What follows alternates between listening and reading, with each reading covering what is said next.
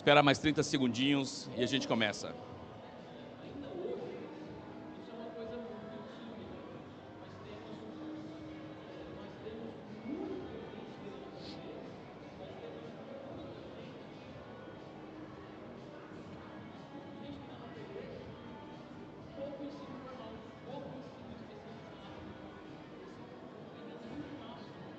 Bom, acho que podemos começar.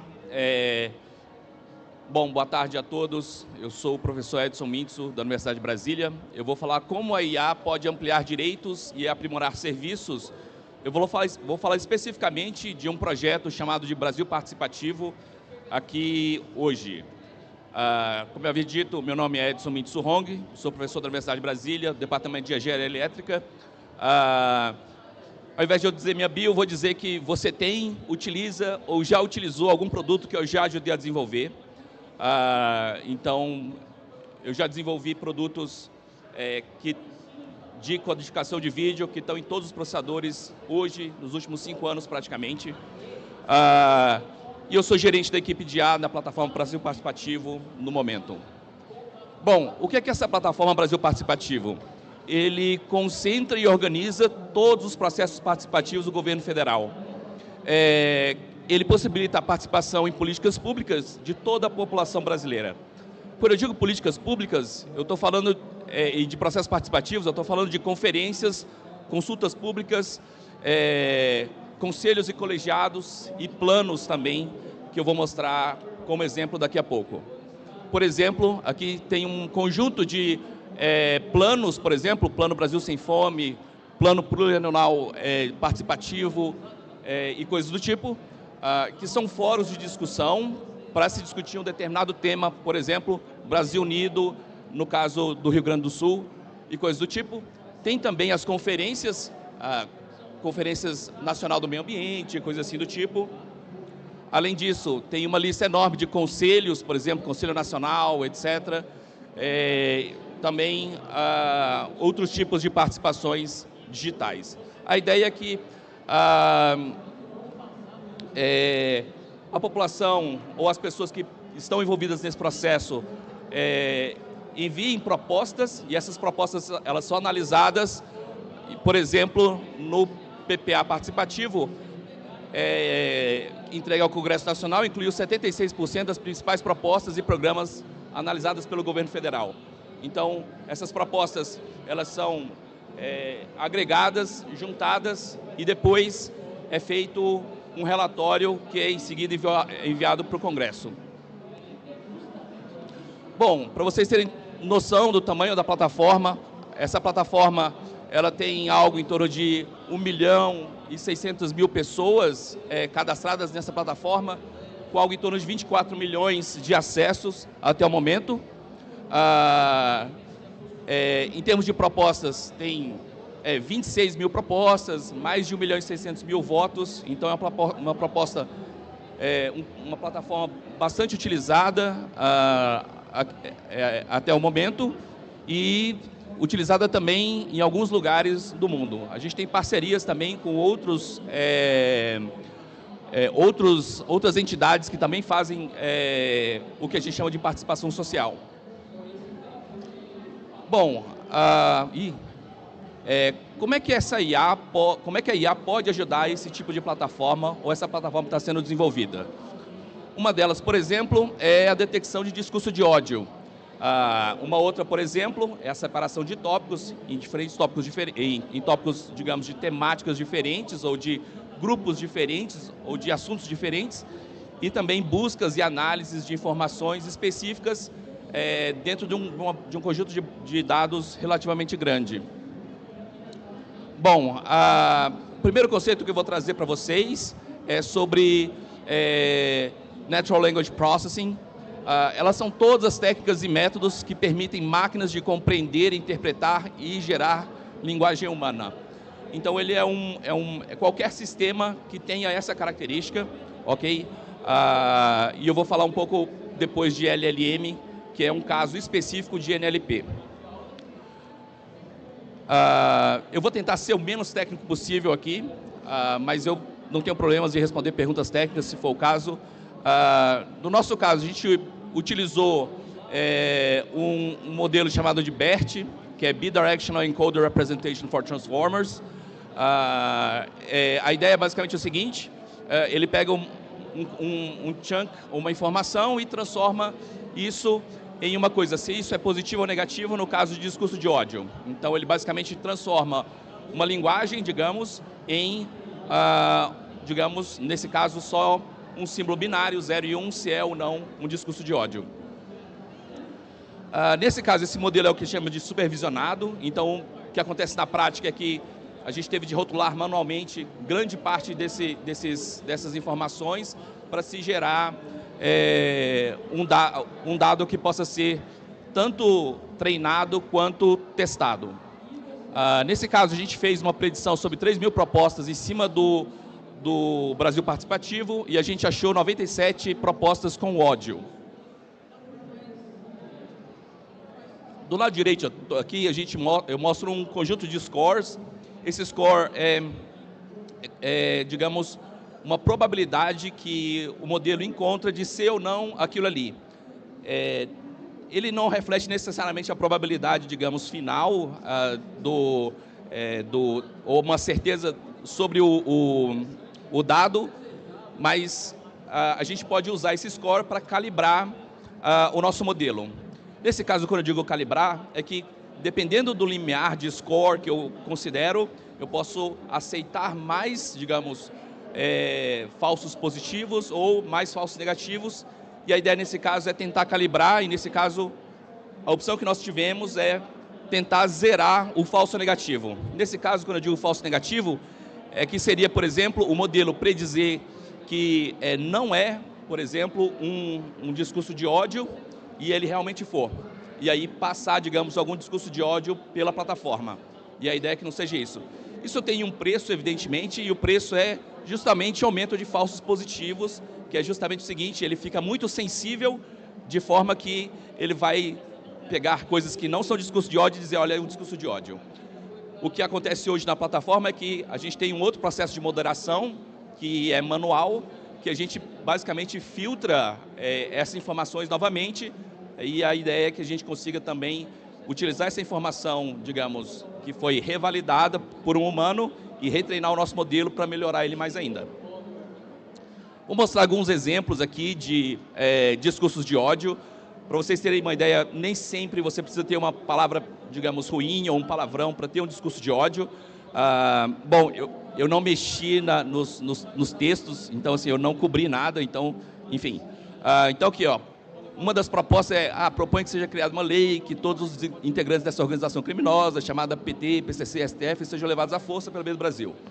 Então isso foi categorizado como discurso de ódio, evidentemente. Depois, armas para bolsonaristas arrombados.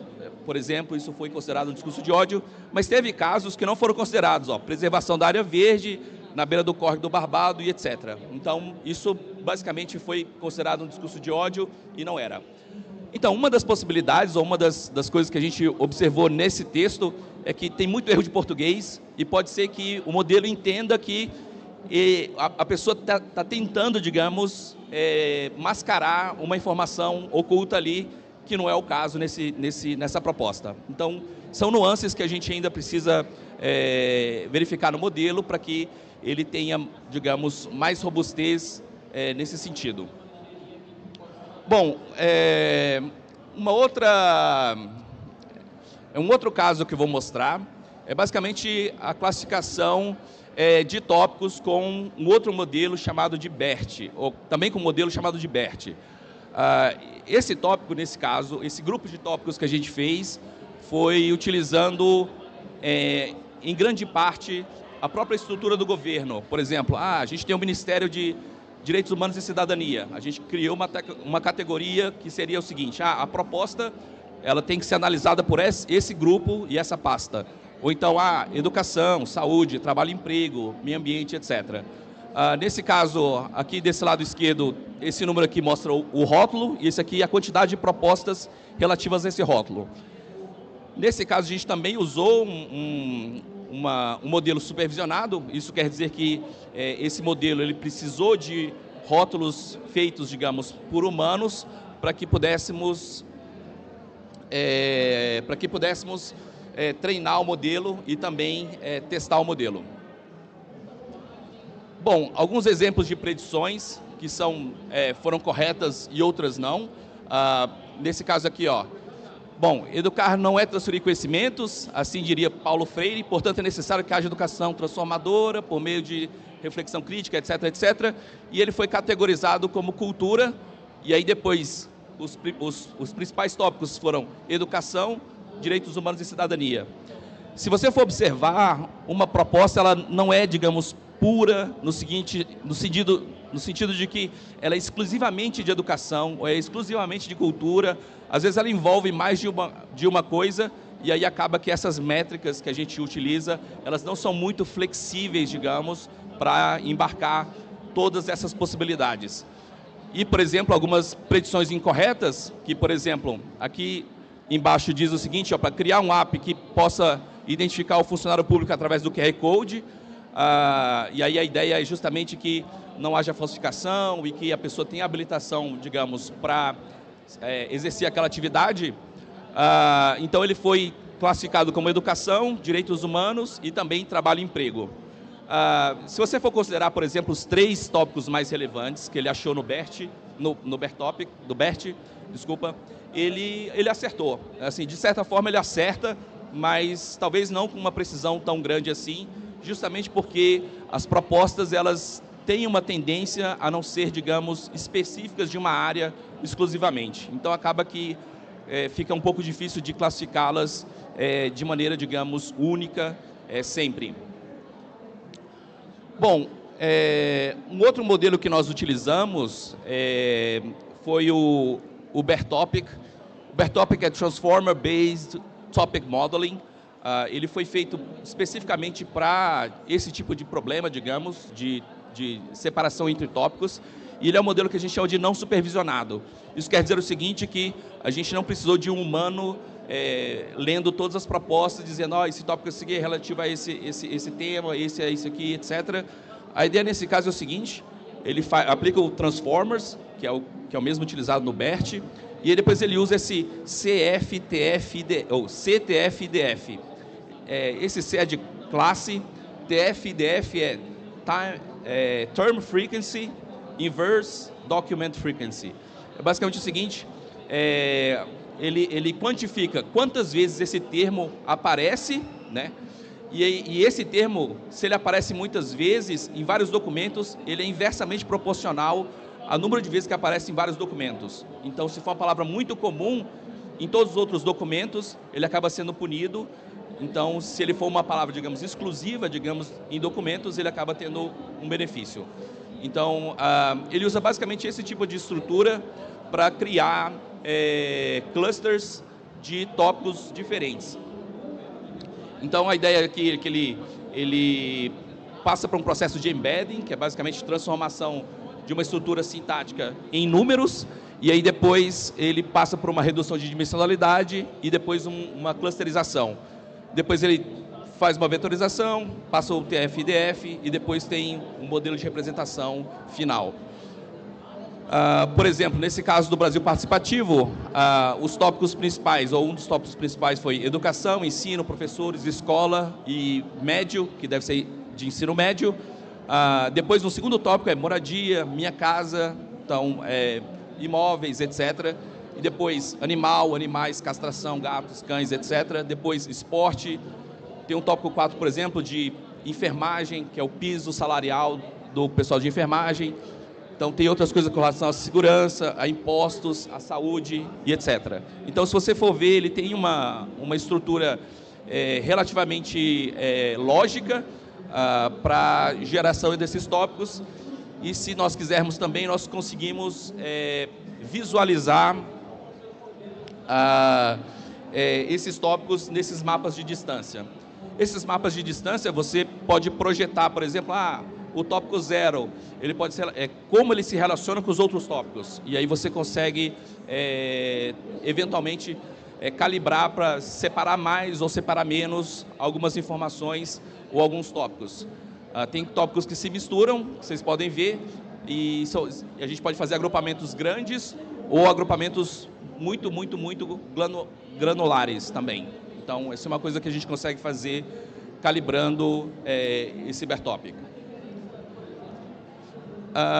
Um outro conceito que eu vou trazer para vocês é sobre LLM. LLM significa Large Language Model. Ele é um tipo de NLP, ou ele é um tipo de Natural Language Processing, só que ele é baseado em IA, treinado em grandes quantidades de dados textuais, como livros, artigos, sites, para conhecer padrões complexos na linguagem, sendo capaz de entender, processar e gerar linguagem humana de forma natural.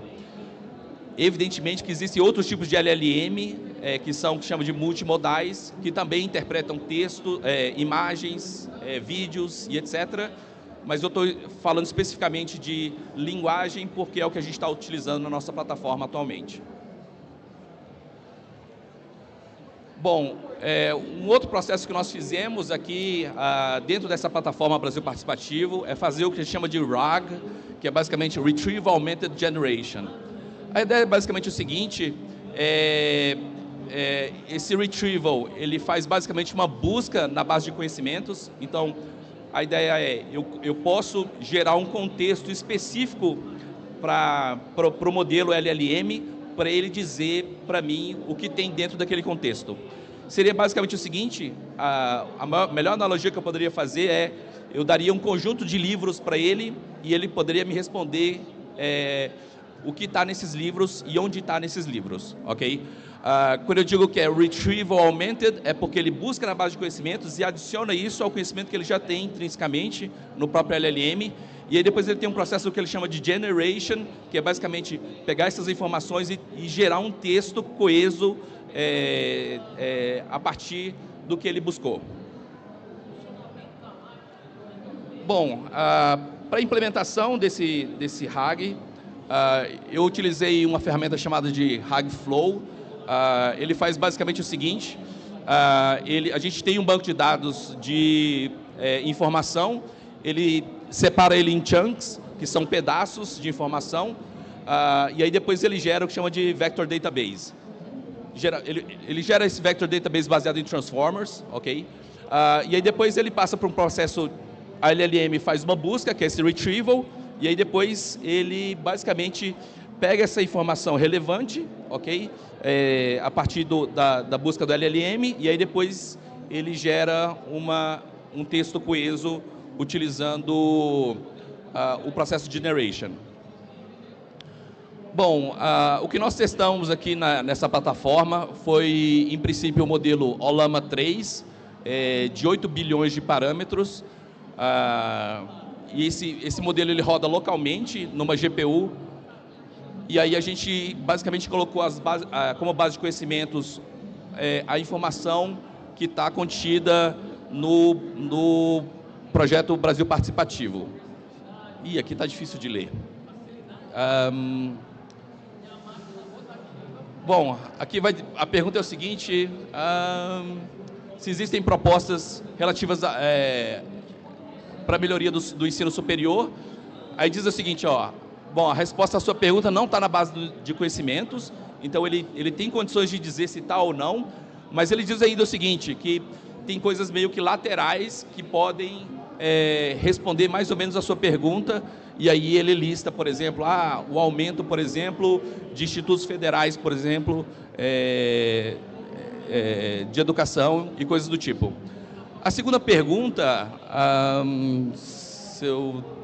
eu não vou estar lembrado o que é, mas muito possivelmente estaria relacionado a trabalho e educação. Aí a minha pergunta é uma pergunta mista, envolvendo como é que, sei lá, se faz essa ponte entre a educação e o mercado de trabalho, se existem propostas desse tipo. Então, assim, essa busca, ela é uma busca mais qualificada, digamos, que envolve basicamente múltiplos temas, e esse cruzamento desses múltiplos temas, ele basicamente lista eles e faz uma resposta meio fechada dessa pergunta. Bom, aqui nessa outra pergunta, se pergunta o seguinte, se existem propostas que ferem a Constituição E aí ele vai dizer que sim, aí depois ele vai listar algumas propostas, e se você for ver, algumas dessas propostas foram também detectadas naquele modelo de discurso de ódio. Então, algumas sim, e aí ele comenta outros também, outros casos, por exemplo, da pessoa querendo reduzir imposto para quem tinha, sei lá, árvore plantada em casa e coisa assim do tipo, e aí ele diz, não, isso é inconstitucional, por isso e por aquilo. Então, só lembrando que ele não só utiliza a base de conhecimentos dentro da plataforma, como coisas externas a ela também, nesse caso, coisas relativas às leis e à Constituição.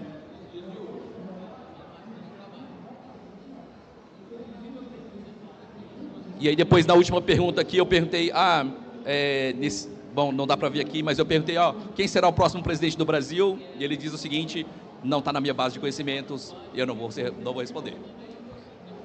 Então, assim, tá ou não na minha base de conhecimentos é uma coisa importante dentro da plataforma, porque eu não quero que a plataforma responda ou se respondam coisas além do que a plataforma está proposta, digamos, a resolver, e aí isso faz com que a gente tende a limitar muito a ação desses modelos, dessas LLMs.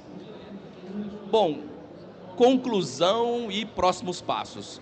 Eu falei de duas tecnologias, né? As primeiras baseadas em BERT e as outras baseadas, nesse caso, em LLM. E aí a pergunta no final é, por que se usa NLP e por que se usa LLM? A NLP, a grande vantagem desse caso, ou a grande vantagem desse processo, é que ele é um processo relativamente barato. Quando eu digo barato, ele é computacionalmente barato, não só para treinar e testar e etc., quanto para utilizar esses modelos. Para vocês terem uma ideia, a LLM que a gente utiliza, que não é uma LLM grande, inclusive, é uma LLM super pequena, a gente, para funcionar como chat, a gente precisa de colocar numa GPU. Assim, evidentemente que existem vários processos que a gente pode utilizar, como quantização, etc., para a gente reduzir esse modelo para caber em coisas menores, entre aspas, mas não é um processo tão simples e não é tão fácil assim. Mas no grande geral o que acontece é que para eu utilizar uma LLM eu tenho um custo meio alto para se fazer isso. Hoje essa LLM, para ela funcionar como chat, ela responde meio lentamente a cada mais ou menos algo em torno de 3 segundos. Eu já testei, por exemplo, utilizar CPUs para essa mesma LLM e demora muito mais de 3 minutos para fazer uma resposta. Então, para um chat isso fica meio que inviável a utilização. E aí você imagina, agora eu quero usar botar numa plataforma para ser utilizada por, sei lá, 1 milhão de pessoas, e aí você vai ver que esse negócio vai precisar de um poder computacional muito grande para funcionar bem. Então, a LLM vai ser utilizada, nesses casos, em coisas mais específicas, digamos, e muito possivelmente mais internamente do que uma coisa a ser usada, digamos, para o público geral, por enquanto. Então, a NLP, para casos muito específicos, ela funciona super bem e ela é super leve e vale bastante a pena de utilizá-las nesse contexto. Uma outra coisa que está nos próximos passos seria o desenvolvimento de agentes para fazer análises. Essas análises, principalmente as quantitativas, então, de eu conseguir quantificar, por exemplo, quantas propostas tiveram esse tema, quantas propostas tiveram aquele tema, e aí, por exemplo, cruzar essas informações. Então, são coisas que ainda está em processo de desenvolvimento. Uma outra que a gente está desenvolvendo também, no momento, é geração de relatórios, então, dele gerar sínteses, por exemplo, de quais tipos de temas que estão em alta, ou quais tipos de propostas, sei lá, foram mais votadas, foram menos votadas e coisas assim do tipo. Então, essa plataforma, ela poderia permitir várias outras coisas. Existem outras coisas que eu não coloquei aqui, que a gente está discutindo, que é, por exemplo, gerar o que chama de devolutiva, né, para a pessoa que participou do processo participativo. Que é, por exemplo, eu participei e aí depois eu quero saber o que aconteceu com a minha proposta, né? Isso é um pouco difícil de se fazer porque a gente tem a nossa LGPD, então isso dificulta um pouco para o nosso lado que está desenvolvendo, mas às vezes é difícil da gente gerar, por exemplo, um resultado simples de uma proposta, porque no geral ela é agrupada e aí depois fala assim, tem muita gente que tem interesse nesse tema, e aí depois você pega aquele conjunto de propostas e sintetiza num texto só, e aí depois aquilo dilui, e aí fica um pouco difícil de quantificar isso de fato. Mas é uma coisa que a gente vai tentar fazer isso usando Machine Learning e LLMs.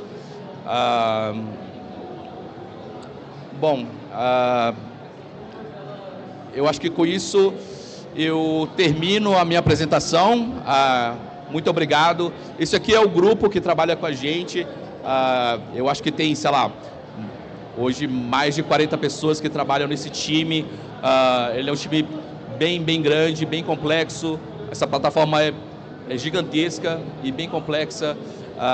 E eu trabalho só num pedacinho dela, que é essa parte de IA, principalmente para detecções, digamos, automáticas e para automatização de processos. Queria abrir para perguntas, por favor. Perguntas. No caso do LLM, eu queria saber como vocês tratam quando ela dá respostas erradas, às vezes até sobre o tema que não não está limitado, mas que ultrapassa aquele escopo do tema que vocês têm tratado.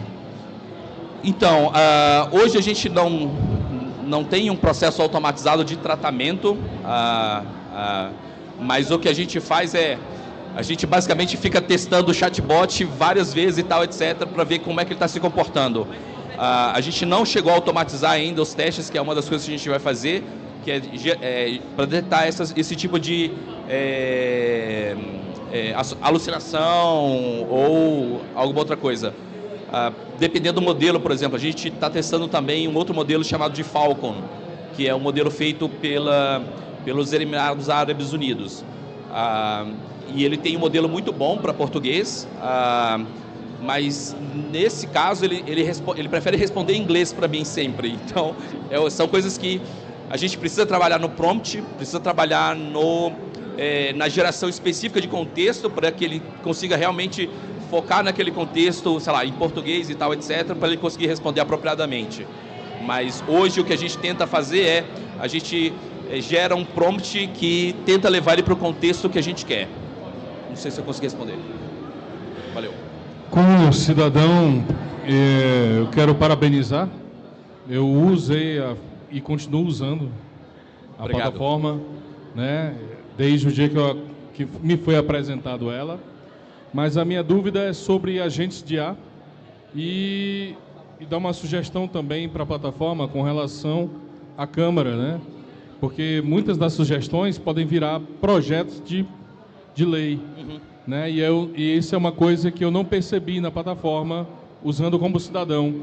Então, ali eu acho que dava para conectar a plataforma com a Câmara de alguma maneira que pudesse servir como incentivo a eles na criação. Eles estão sem ideia, encontra aqui, já mastigado, vamos dizer assim, o dado, né? E aí, é nesse sentido. Qual é a previsão de vocês e como vocês poderiam usar os agentes de IA que eu vi você citando ali? Como é que você prevê o uso deles, né, contribuindo com a plataforma aí, né? É nesse sentido. É uma excelente pergunta. O quando, aí é uma coisa muito difícil de responder, porque eu não respondo pelo time inteiro, então é bem complicado. Mas, atualmente, né, a gente pensa em utilizar esses agentes de IA para cruzar dados e gerar dados quantitativos, né? Que é, por exemplo, quantas propostas foram naquele tema. E aí a ideia também é justamente tentar fazer essa devolutiva, dizendo, olha, essa sua proposta, ela virou o projeto de lei tal, com esse texto aqui, tal. Isso é uma coisa que a gente sonha em fazer, que está na nossa lista, e a gente vai tá se esforçando para chegar lá, mas eu não tenho uma resposta imediata dizendo assim, olha, daqui a X tempo a gente vai conseguir resolver isso, mas a gente tem alguns relatórios, eu não sei se você já viu na plataforma, tem alguns relatórios, por exemplo, dos processos participativos. Ele mostra, por exemplo, quais são as principais propostas e alguns agrupamentos, mostra estatística e coisas assim do tipo. Então, a ideia é tentar fazer isso com o agente de IA também. Então, o agente ele vai, digamos, gerar os gráficos, gerar algumas tabelas, etc., gerar alguns textos, a gente vai revisar e vai tentar fazer com que seja, digamos, mais fácil e mais rápido essa devolutiva. Muito obrigado, pessoal. Até mais.